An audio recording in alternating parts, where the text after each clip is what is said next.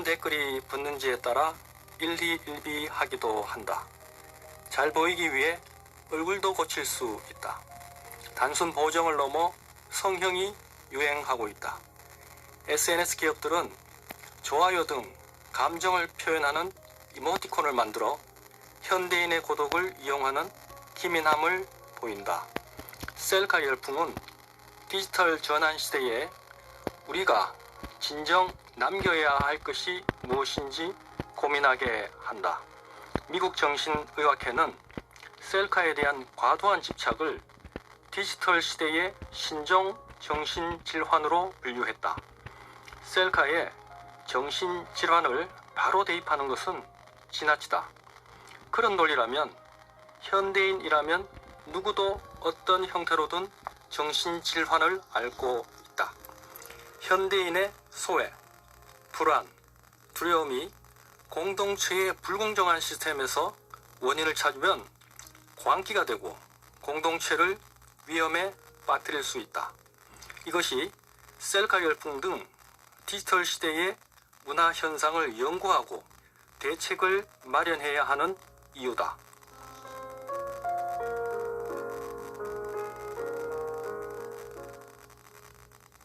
셀카에 대한 과도한 집착이 신종 정신질환으로까지 분류됐다는 점 들으면서 뭐든 지나치면 좋지 않구나 다시 한번 생각해보게 됩니다. 요즘 가상인간에 대한 관심이 또 높은데요. 관련 본문 내용 제가 낭독해드리겠습니다.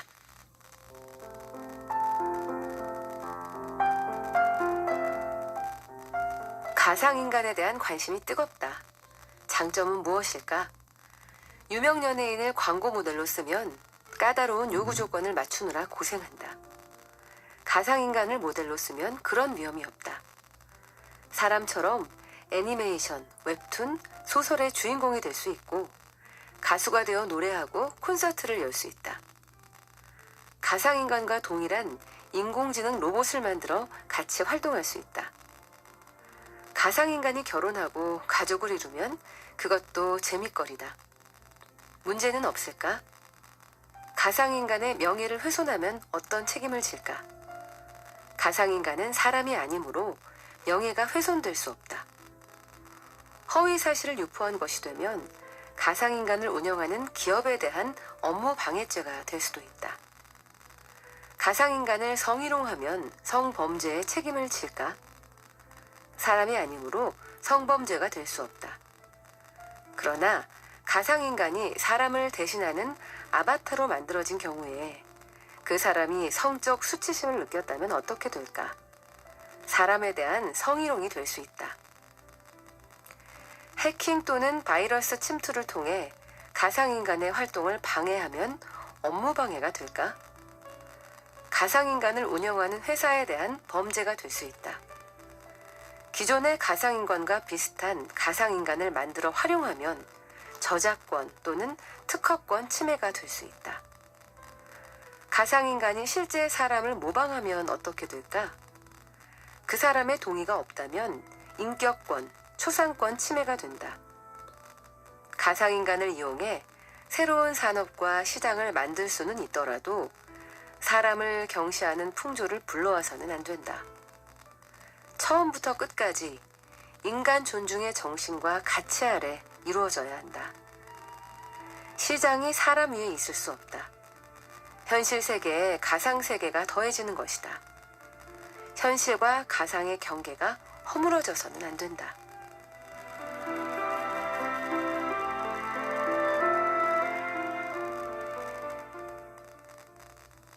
가상인간 활동 폭이 넓어지면서 이런 생각들까지 하게 되는데 관련된 법적 제도들이 좀 정리가 돼야 될 것 같고요. 변호사님 같은 분들은 더 바빠지시겠어요.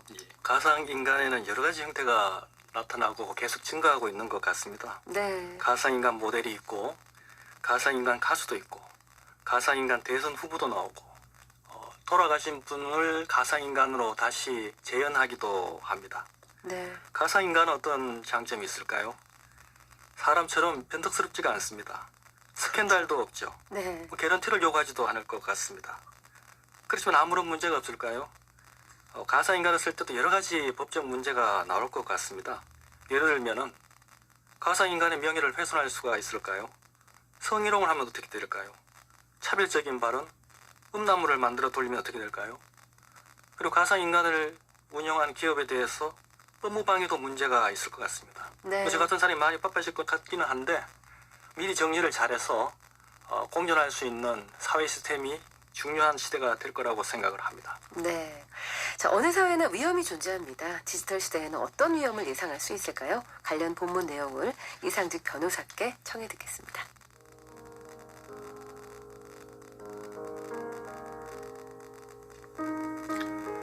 디지털 시대의 위험은 다르다.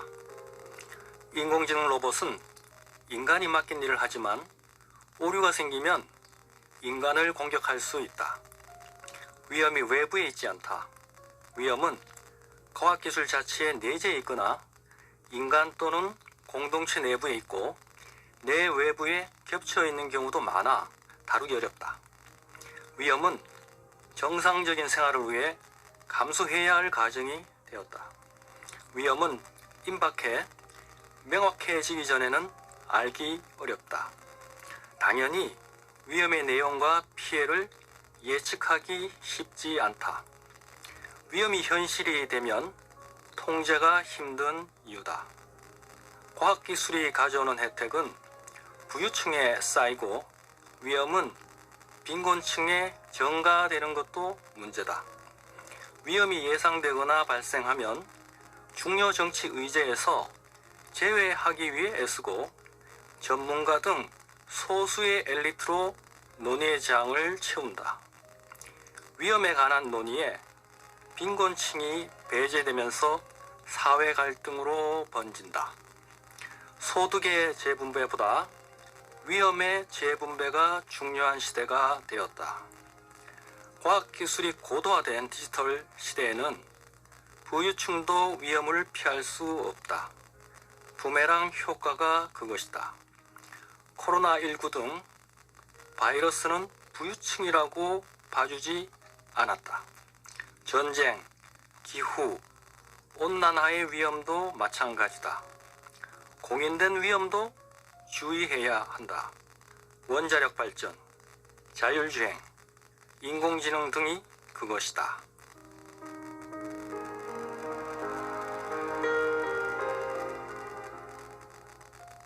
네, 위험의 재분배 시대가 되면서 우리는 건강하고 안전하게 디지털과 공존하며 어떤 삶을 살 것인가를 고민해 봐야 될 텐데 그 고민의 답을 찾는 과정에서 철학을 찾으라고 강조하셨거든요.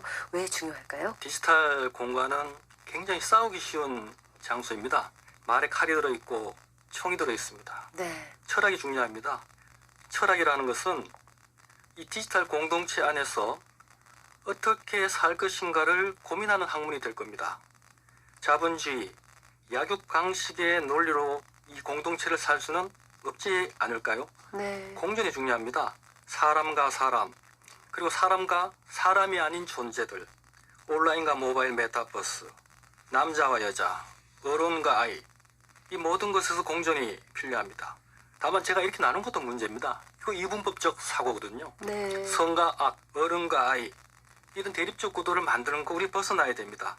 디지털 세상에서는 함께 공통의 가치를 찾는 그 과정, 그것이 중요하고 철학의 역할이 바로 그것입니다. 네. 이 디지털 시대 행복은 어떻게 찾을 수 있을까요? 관련 본문 내용 제가 낭독해 드리겠습니다.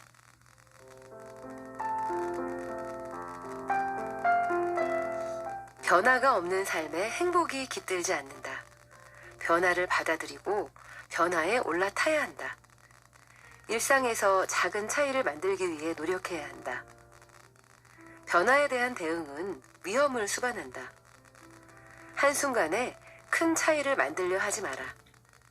부동산, 주식, 암호화폐처럼 큰 손실과 불행을 맛볼 수도 있다. 상대적으로 위험이 낮으면서 작은 성과라도 올릴 수 있는 것을 찾아야 한다. 맛집, 여행, 독서, 운동, 예술, 관심 분야 연구 등 일상에서 작은 차이를 얻는 방법은 다양하다. 일상의 작은 차이는 행복을 가져올 뿐 아니라 업무와 생계에 도움이 될 수 있다. 맛집을 찾던 사람이 맛집 유튜버가 될 수 있는 것처럼 조그만 차이가 생활을 혁신하고 행복을 높인다. 인공지능에는 어떤 데이터를 투입하느냐에 따라 결과물의 정확도가 달라진다.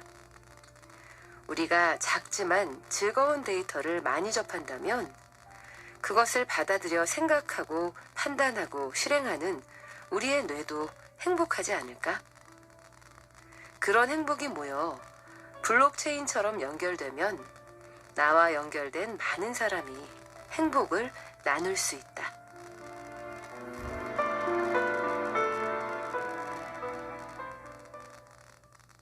네, 작은 것에서 행복을 찾아보자 하는 이야기였는데요. 이 디지털 시대에 윤리는 매우 중요합니다.